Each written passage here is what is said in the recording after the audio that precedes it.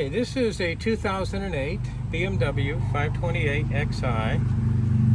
Has well over 100,000 miles on it, but the owner takes immaculate condition of it, uses nothing but synthetic motor oil. The oil was just changed with a man filter and the liquid moly 5W40 synthetic. Now, this is an inline 6-cylinder 2.8 liter engine. This is actually the N52 engine. So this is our aluminum head, aluminum block, inline 6-cylinder with the Valvetronic motor. This is controlling the opening of the intake valves, and that's controlling throttling of the engine. And as we look here in the engine compartment, here we see the pressurized cooling reservoir. So this is the equivalent of the radiator cap, which is a pressure style cap.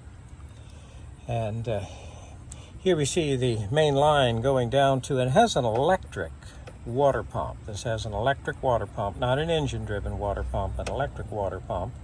And here is the air bleed line coming back. So it actually is very easy to bleed air from this system. As you can see, this bottle is much higher than the rest of the engine compartment cooling system. So it's really no problem in bleeding the air from the system. All right, here we see our anti-lock brake, hydraulic valve assembly. Here we see the anti-lock brake controller and the pump motor, and this is one assembly.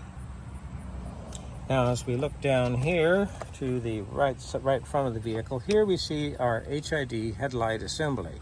So this is incorporating a turn signal, the headlight low and high, and the driving light.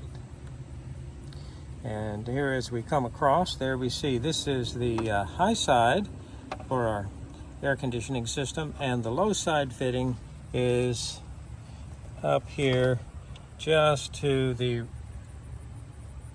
side of the strut tower. Now, this vehicle has a history with us. We've replaced the valve cover to correct an oil leak. The valve cover is made out of plastic. This is just a decorative cover. The actual valve cover assembly is underneath. It's made one big piece made out of plastic. It has a tendency to warp and deform over time, so oftentimes if it's leaking, it's a good idea to replace the whole thing. Here we see the intake manifold. This was just off recently because we had to replace the starter motor. And the starter motor on a BMW is a little difficult to replace. And on this vehicle, you have to remove the intake manifold. It's not as bad as it sounds. Of course, I'm removing the port injectors and the intake manifold, and of course the throttle body and the corresponding harness. And up she comes, and then you have direct access to the starter motor. One thing that is important, though, is there is a Torx bolt that's coming in from the transmission side. I actually have a set of external Torx wrenches. They're a closed-in wrench that actually has a Torx style head on it. It works very, very well. It doesn't cost very much, and if you're working on a BMW, you definitely need it. And what I'm talking about, external Torx. There's an external Torx fastener. All right, as we come up here, we see the oil cooler. Now, I don't believe we've done it on this one, but sometimes what happens is that the O-rings will deteriorate and leak here on this oil cooler, and on the oil filter housing there where it bolts to the block. It actually has a type of O-ring that can get hard and brittle over time and leak. So it's something we want to be sensitive to. We have our coolant temperature sensor, and here we have the oil temperature sensor. Now, as we go across, we have a fresh alternator on this one. And as you can see, this heater hose, I shouldn't say heater hose, I'm sorry, radiator hose was recently replaced. And I think we did that. So, fresh air cleaner. Here we see the airflow meter. Now, what's this silly little box here for? That's actually a residence chamber. Nothing in that. The idea is that's going to kind of dampen the sound of the engine as sound waves propagate back through the intake manifold under heavy engine load. This will help dampen those pressure pulsations and kind of tune the sound of the engine. Of course, here we see our power steering reservoir. Now, the battery is actually located in the trunk.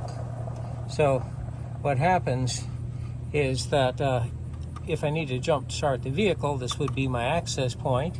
This is obviously the positive, and this is the negative terminal. Okay, here we go. As we go across here, we see one of our fuel lines, and it has a type of quick disconnect connector. It's not hard to disconnect that.